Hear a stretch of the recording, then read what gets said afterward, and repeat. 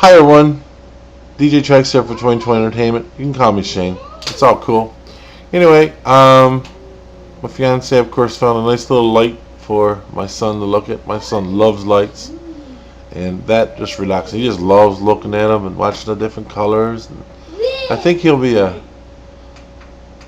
I think he'll be a light tech when he gets older. I'm predicting that. Look at him there now. He'll love that light now. He just play with that all night. It's amazing what a dollar at a dollar store can buy you nowadays. You know, and by the way, the LEDs in one of those are the exact same LEDs that you'd find in American DJ Power 36 LED light, identical. There's 3 of them in there as opposed to like 60 or 75, but that will tell you how cheap LEDs have gotten, that you can buy something with 3 of these LEDs for $1 at a dollar store. Anyway, I want to talk about some stuff. Since Peyton, of course, is calmed by the light. I think in a past life he was a moth. But anyway, anyway, I want to talk about a couple of videos I've said. Actually, 3 things.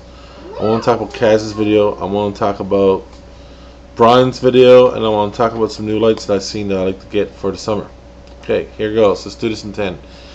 I'm not like Brian. I don't have a 20-minute video count, but I wish I did. But hey, I was slow on the draw here. Anyway, let's get going here. I want to talk about Caz's video. He talked about wearing nice clothes, tuxedo, dressing up when you do these formal events, and guys saying, you don't need to. As long as you rock the house, who cares? You know, I got to tell you, Caz is right, and I don't like saying if something is right or wrong or whatever. I will tell you that there are some things you can't argue with. There are some things that are so true, and that if you disagree with them, you just sound like you're totally off the wall here. And I think that if you're doing a high-end wedding and you walk in there with jeans and t-shirt and even new jeans and t-shirt, I think you're really setting a bad opening or a bad beginning for that evening, a bad impression between you and the clients. So you've got to be, as they say, do as the Romans do and dress along what they're doing, and it's just better that way. And I agree with him, and I think for anyone to get on YouTube and say otherwise it's just giving bad advice to new DJs. I always say, hey, what you do, good or bad, will reflect in the number of bookings. But the one thing I forgot, the one thing I didn't put in at the time, and I want to add now, is not just the number of bookings, but the amount of money you get per booking. So if I said tomorrow I'm going to do weddings for $50, I can myself probably end up doing 150 weddings a year for $50. But that's a lot of work for a little money. I won't do a wedding for $50. Not even close. My God, I'd have you smoking some wacky tobacco to do a wedding for $50. I'll tell you that right now. Willie Nelson's wedding, who knows? But anyway, definitely, Caz, I definitely feel for you in this one. I definitely agree with you on this one. The second thing I want to talk about was Brian's video about NAMM and the comment he made about some of the reps not giving him proper love, showing him love and respect. You know, my friend, the thing is that a lot of people still don't recognize the power of the YouTube DJ. They don't respect or understand or care to understand what we have to offer, because I'll be honest with you, a lot of people look at us as I guess DJs who got time on their hands so we can spend time on YouTube. But that's, you know, you look around all of us, and that's so far from the truth. You know, if you rewind a year or two from now, when the DJ community was just getting on the go and people were starting to get into this, you know, maybe some of that could be said. Maybe some of that, there was some truth to that at that point. But I think if you fast forward to now, many of us fledgling DJs who just got into it now are becoming more established in our own environments, our own communities, and we're enjoying much bigger business. And the DJs that were maybe not fledgling back then, who were, you know, middle of the market, now are at the top of their game. And then there's guys like Mikey Mike and Brian Stacy, and etc., who were at the top of their game anyway, who are even more at the top, and who are influencing change now. You know, beyond their own communities and beyond the DJ communities. And if you fast forward, like I said, Ron, I said, you know, Big Ron, if you fast forward 2 years from now, I guarantee you, pretty much almost all of us will be tops in our communities. And if we're not tops in our communities, it's only because their YouTube DJ was there taking the top spot. So I think in the long run, the YouTube community, you know, probably with 1,000 DJs in the mobile side of things, is going to be recognized for being innovators and being creative and really, you know, being the new version of the DJ Association.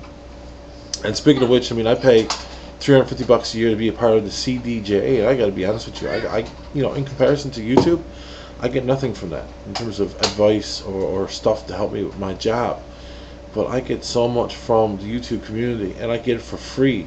I watch videos, I make videos, I read comments, I make comments, and I get so much more from this than I ever could from a conventional DJ organization.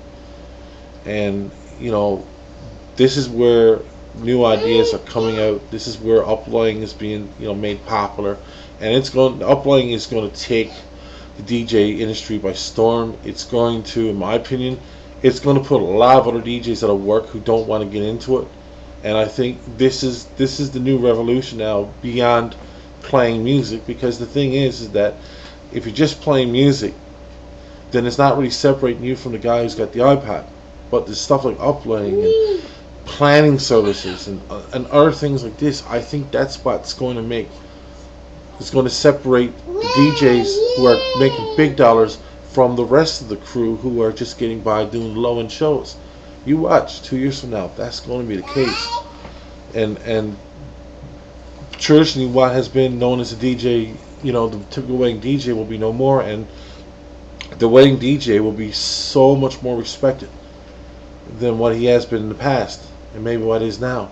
A last point, of course, I want to talk, because I'm running out of time here. I want to talk to you about some new lights I've been looking at, and I definitely want to get a couple of these for my personal unit this summer. I want to look at the Revo 4 awesome light. Also, the new one from American DJ, the Revo Rave, has got me very excited. I'm very excited about the Revo Rave. Awesome light. Can't wait to see it in person. Also, there's some new scanners. I think it's the Cam from American DJ. I'm not sure.